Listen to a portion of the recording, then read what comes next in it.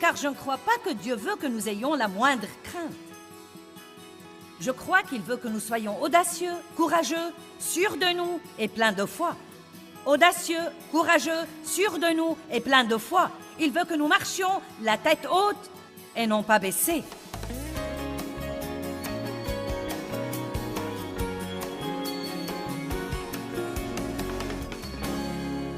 Eh bien, Dieu nous donne la foi. Romains 12, 3 dit « Dieu a donné à chacun une mesure de foi. » Donc, vous avez la foi. Vous ne devez pas prier pour avoir la foi. Je ne dois pas prier pour l'avoir. Je dois simplement utiliser la foi que j'ai.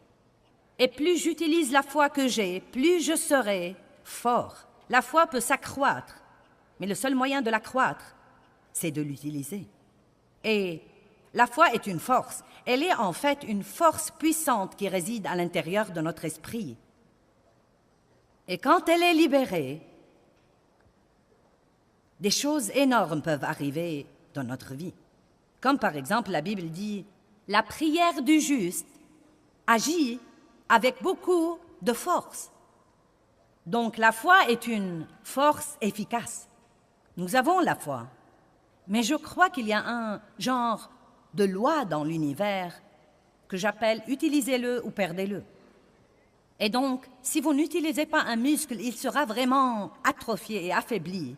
Et vous ne pourrez pas l'utiliser. Si vous avez un bras plâtré ou une jambe plâtrée, quand vous enlevez le plâtre qui a été là longtemps, le muscle sera vraiment affaibli et vous devez faire une thérapie pour le fortifier de nouveau.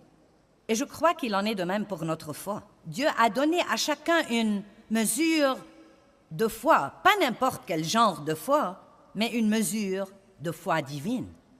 Vous devez avoir la foi, sinon vous ne sortirez même pas du lit le matin.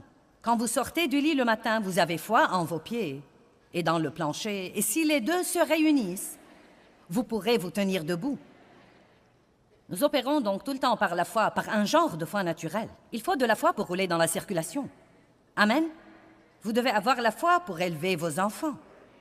Vous devez avoir la foi pour vous marier et rester marié longtemps.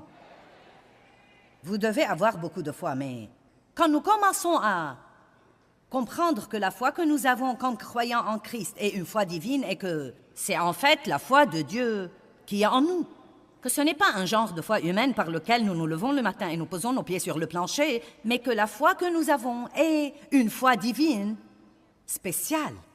Et Paul a même dit qu'il est arrivé au point où il vivait par cette foi. Il a dit « Ce n'est plus moi qui vis, mais Christ qui vit en moi, car ma vie présente dans la chair, je la vis dans la foi au Fils de Dieu, qui m'a aimé et s'est livré pour moi. » Maintenant, la foi n'est pas forcément quelque chose que nous ressentons ou que nous voyons.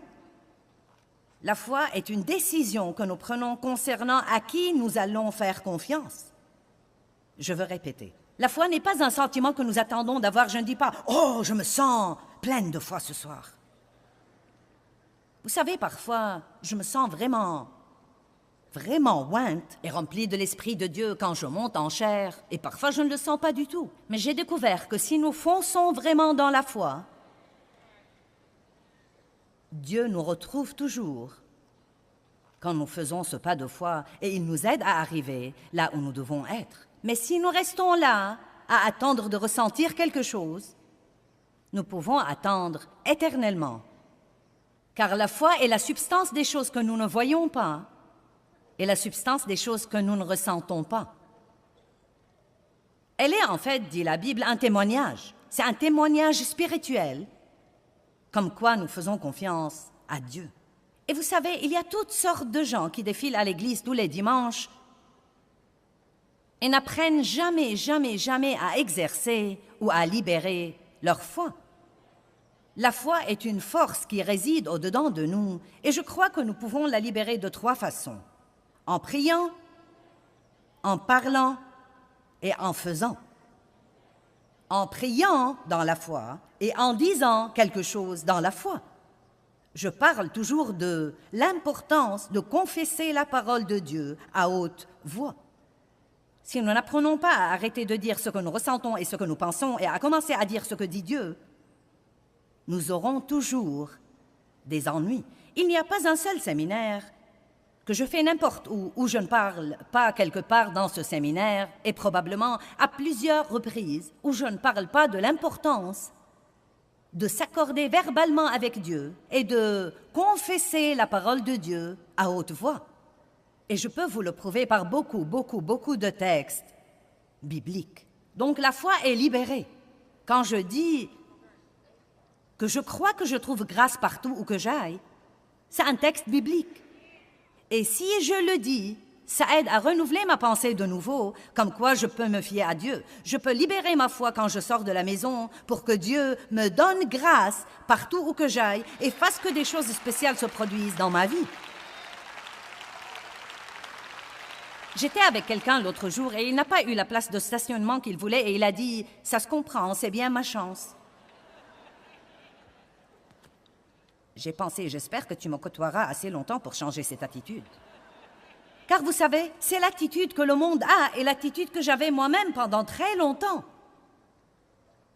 Mais nous pouvons, en fait, libérer notre foi pour que Dieu nous donne grâce et pour qu'il fasse pour nous des choses qui nous laisseraient vraiment stupéfaits.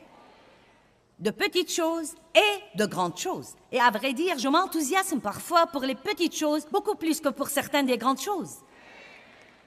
Combien d'entre vous aiment observer la présence de Dieu dans votre vie de tous les jours qui fait que des choses se produisent et par lesquelles vous savez que c'est vraiment Dieu qui vous dit « Je suis là, je suis là ».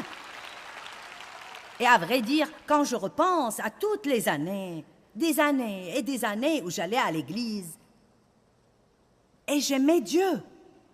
Et oui, j'ai entendu parler de se fier à Dieu pour le salut, et j'y ai cru, et j'ai cru que j'étais sauvée, que j'irais au ciel si je mourais. Mais je ne savais vraiment rien sur la foi, sur la vraie foi. Non, mais j'étais au courant de la foi qui sauve. Mais je ne savais rien sur ce merveilleux don de foi que Dieu nous a donné, qui peut apporter la guérison dans nos vies et peut nous aider à vivre libérés de la culpabilité et de la condamnation et peut nous permettre de faire de grandes choses, des choses que nous ne savons même pas faire. Et je veux vraiment vous encourager à ne jamais paresser et à ne jamais laisser ce merveilleux don de foi sommeiller en vous pendant que vous restez là à attendre un sentiment pour vous motiver à faire ce que vous devriez faire dans la foi. Et si vous le faites dans la foi, rappelez-vous que cela veut normalement dire que vous le faites sans sentiment et très souvent sans voir le résultat à ce moment-là. La Bible dit, quand vous priez dans la foi, croyez que ce que vous dites arrivera et il vous sera accordé. Elle ne dit pas que vous l'avez déjà, mais elle dit, quand vous priez dans la foi, croyez que ce que vous dites arrivera et il vous sera accordé. Eh bien, qu'est-ce qui se passe entre la prière, la libération de votre foi et croire ce que vous dites arrivera? Qu'est-ce qui se passe entre ça et l'exaucement? Beaucoup de patience et beaucoup de mensonges de Satan. Et nous allons parler de tout ça. J'effleure certaines des choses dont nous allons parler ici ce week-end. Donc, la foi ne vous sert à rien si vous ne la libérez pas. Vous libérez votre foi en priant et en parlant. Vous pouvez libérer votre foi toute la journée juste en apprenant à confesser la parole à haute voix. Levez-vous le matin et dites « Dieu m'aime ». Je suis la justice de Dieu en Christ. Mes péchés me sont pardonnés. Ce sera une merveilleuse journée. Quelque chose de bien va m'arriver aujourd'hui. Quelque chose de bien va arriver par moi aujourd'hui. Eh bien, c'est en fait une façon différente de prier. Je me rappelle que Dave m'a dit une fois, et Dieu s'y prend avec les différentes personnes de différentes façons, mais je me rappelle que Dave m'a dit une fois, la foi, c'est une prière. Et je savais ce qu'il voulait dire. Quand, juste ce simple, je me fie à toi, Dieu. C'est une prière. Mais si souvent nous faisons de la prière une si rude épreuve et nous la compliquons et nous la légalisons au point où nous la faisons par devoir, mais nous n'en jouissons vraiment pas. La prière est puissante. Elle change vraiment les choses. Mais nous devons prier dans la foi. Maintenant, je crois que nous avons tous probablement beaucoup de craintes. Des tas de petites craintes. D'habitude, quand ce sont de grandes craintes, vous savez qu'elles sont là. Mais je crois que nous avons tous probablement des tas de petites craintes auxquelles nous nous sommes habitués et que nous devons tolérer si longtemps que nous ne nous rendons peut-être pas compte que nous les avons. Qu'en pensez-vous? Vous pensez que c'est possible? Combien d'entre vous pensent que c'est possible? Je me demande combien de fois nous pensons « Oh, je crois que je vais faire ça ». Et ensuite, une pensée craintive vient et nous disons « Je ne vais pas le faire ». Et nous n'arrêtons même pas pour dire « Dieu, est-ce quelque chose que tu veux que je fasse ?» Car quand la Bible dit « Ne craignez pas », elle ne dit pas de ne pas ressentir la crainte. Cela veut en fait dire que quand vous ressentez la crainte, ne la laissez pas vous arrêter. Le courage n'est pas l'absence de la crainte, c'est de foncer face à la crainte. Nous devons donc apprendre à, si je vais faire quelque chose et que cette pensée craintive vient, je dois penser à ce que je pense et me rendre compte que c'est probablement le diable qui essaye de m'empêcher de faire quelque chose que Dieu veut que je fasse. Et je peux aborder le problème à l'instant même et dire « Je ne vais pas vivre dans la crainte. Je ne vais pas vivre dans la crainte. C'est le moment de parler à haute voix. Je ne vais pas vivre dans la crainte parce que Dieu est avec moi et aller de l'avant. Aller de l'avant. Vous savez quoi? Je suis furieuse contre le diable parce qu'en fait, il vole vraiment la destinée des gens par la crainte. Et je ne veux pas que vous laissiez le diable vous voler votre destinée. Je veux que vous possédiez la terre promise et non seulement aller à l'église et entendre parler d'elle et en parler toute votre vie et prier pour la posséder, mais ne jamais vraiment vivre dans les promesses de Dieu. Je veux que vous jouissiez de Dieu et que vous jouissiez de vous et que vous jouissiez des gens qui vous entourent et que vous fassiez tout ce que vous pouvez faire dans votre vie pour la gloire de Dieu. Mais la crainte entravera tout ça. Ce serait probablement pitoyable si nous pouvions entasser tout ce que le diable a volé à tout le monde ici ce soir dans cette salle collectivement par la crainte. Nous serions absolument exaspérés pour avoir laissé l'ennemi nous faire ça. Oui, j'ai dit, pour avoir laissé l'ennemi nous faire ça. Il n'y a qu'une seule attitude que le chrétien puisse avoir envers la crainte qui soit acceptable à Dieu, et c'est très simplement la suivante. Je ne craindrai pas. Je ne craindrai pas. Cela ne veut pas dire que vous ne ressentirez pas de crainte. Si vous ne comprenez pas les nuances de ce que je dis maintenant, la prochaine fois que vous ressentez la crainte, vous direz « Ça n'a pas marché pour moi ». En fait, je vais vraiment faire un pas de foi là et dire quelque chose. Je ne suis pas sûre que vous puissiez chasser la crainte par la prière. Vous savez ce que vous devriez prier? Je crois que vous devriez prier Dieu de vous donner le courage de confronter la crainte quand elle vous assaille. Vous savez pourquoi? Parce que Satan va toujours essayer de vous empêcher d'avancer. Toujours. L'apôtre Paul dit dans 1 Corinthiens 16, verset 9, « Une porte grande et efficace est ouverte à mon activité et il y a beaucoup d'adversaires. » Nouveau niveau, nouveau diable, c'est comme ça que ça marche. Nous prions pour la promotion et nous oublions que nous aurons quelque chose avec la promotion. Une porte grande et efficace est ouverte à mon activité et il y a beaucoup d'adversaires. Ne demandez pas quelque chose à Dieu si vous n'êtes pas prêt à payer pour l'avoir. Parfois, Dieu essaie de nous donner quelque chose et nous sommes comme «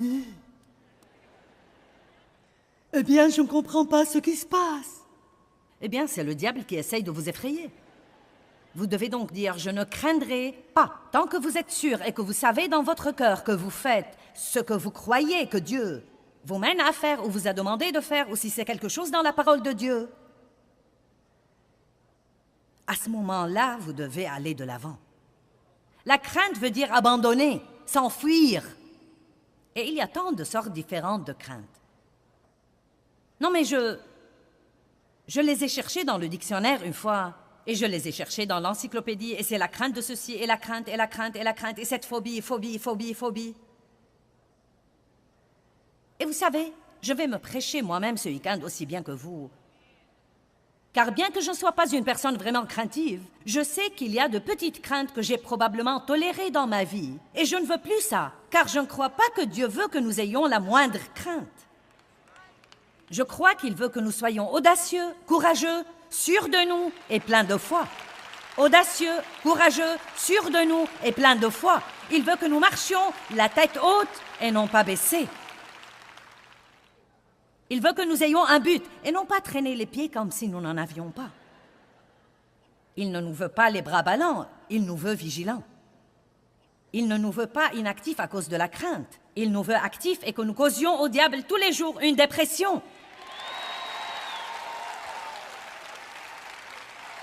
Je ne craindrai pas.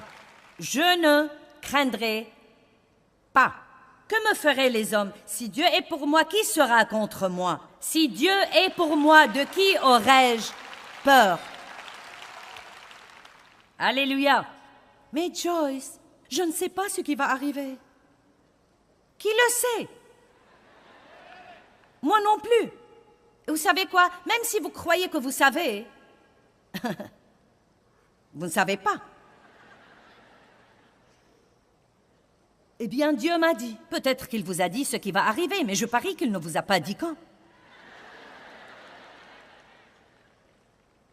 Et donc, vous serez testé comme tous les autres. Oh, tu as inventé ça, Dieu ne te l'a pas dit, ça ne va jamais arriver, tu ferais aussi bien de l'oublier. Combien de craintes est-ce que nous tolérons dans nos vies?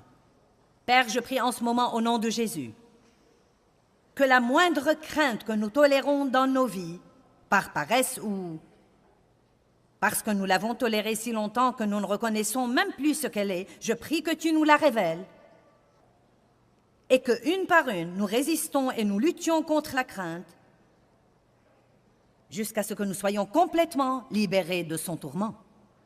Au nom de Jésus. Amen. Marc chapitre 11 va plutôt être notre texte de base ici ce week-end. Je veux vous répéter ceci assez de fois pour qu'il résonne dans vos cœurs quand vous partirez d'ici. Marc 11, 22.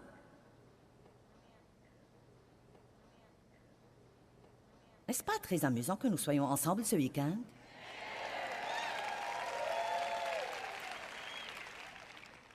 Marc 11, 22. Et Jésus répondit et dit, « Ayez foi en Dieu constamment. » J'aime vraiment ça. Maintenant, continuons. En vérité, je vous le dis, si quelqu'un dit à cette montagne, « Ôte-toi de là et jette-toi dans la mer », vous devez dire quelque chose. Et s'il ne doute pas, nous allons parler de ça demain, du tout en son cœur, mais croit que ce qu'il dit arrivera, cela lui sera accordé. C'est pourquoi je vous dis, tout ce que vous demandez en priant, croyez, ayez confiance que vous l'avez reçu et cela vous sera accordé.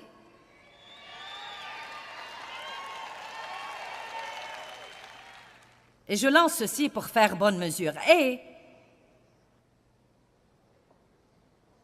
bien, arrête là, Joyce. Et quand vous êtes debout en prière, si vous avez quelque chose contre quelqu'un, si vous avez quelque chose contre quelqu'un, si vous avez quelque chose contre quelqu'un, oubliez, pardonnez-lui, laissez tomber, oubliez. Pour que votre Père qui est aux cieux vous pardonne aussi vos péchés et vos fautes, et les oublie et les laisse tomber. Maintenant, le verset 26. Mais... croyez-moi, c'est les « et les « si » et les « mais » dans la Bible qui changent vraiment tout.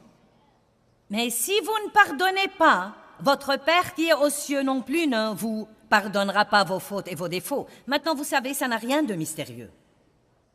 Ça n'a pas besoin de compréhension ou d'interprétation. Ça n'a même pas besoin de révélation. Si vous êtes fâché à cause de quoi que ce soit contre quiconque, offensé, amer, plein de ressentiment ou quoi que ce soit, vous dites, eh bien Joyce, ça ne peut pas inclure ce qu'on m'a fait. Vous savez pourquoi? Parce que vous ne voulez pas que votre foi ne travaille pas parce que vous vous accrochez à un quelconque sentiment et que vous êtes fâché contre quelqu'un qui est probablement sorti d'amuser et se fiche pas mal de ce que vous soyez vexé. Amen. Certains d'entre vous sont même fâchés contre des personnes qui sont mortes. Mais à quel point c'est stupide.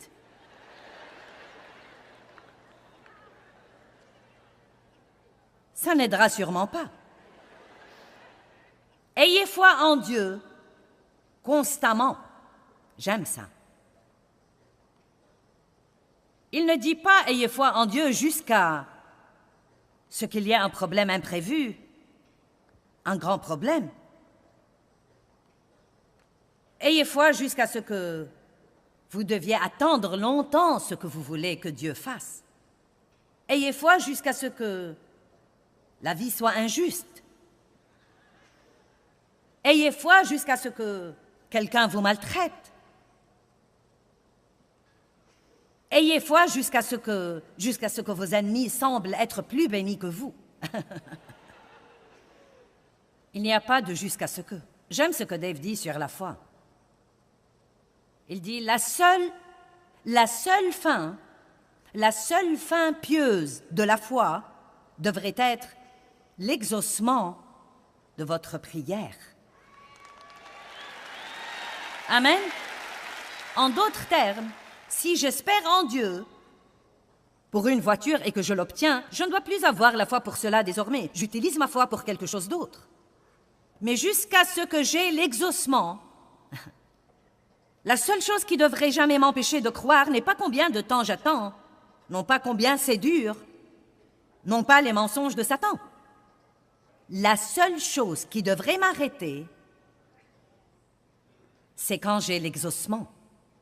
Et même si nous mourrons en espérant en Dieu pour quelque chose que nous n'avons jamais eu, en réalité, Dieu sera content. Vous ne vous êtes pas enthousiasmé pour ça.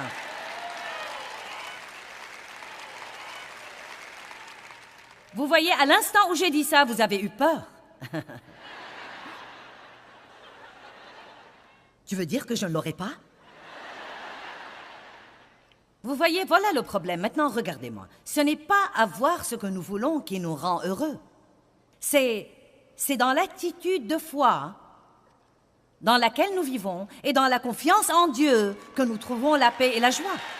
Romains 15, verset 13 dit « La joie et la paix se trouvent dans la foi ». Il ne dit pas « La joie et la paix se trouvent dans l'obtention de tout ce que vous voulez ». Vous pouvez donc être aussi heureux si vous avez un cœur plein de foi que si vous avez votre exaucement. Et je sais que vous ne croyez probablement pas ça, mais... C'est vrai, nous nous rendons malheureux pendant notre attente. Vous pouvez soit attendre avec le doute et l'incroyance, soit avec un cœur de foi qui dit « Dieu, je crois que tu travailles en ce moment et que tu n'es pas un homme pour mentir et je crois que tu ne tardes pas. Et je crois que si c'est ce que je suis censé avoir, tu me le donneras et personne ne t'arrêtera. » Et ensuite, vous pourriez ajouter ça « Et Dieu, si tu ne veux pas que je l'ai à ce moment-là, je ne le veux pas. »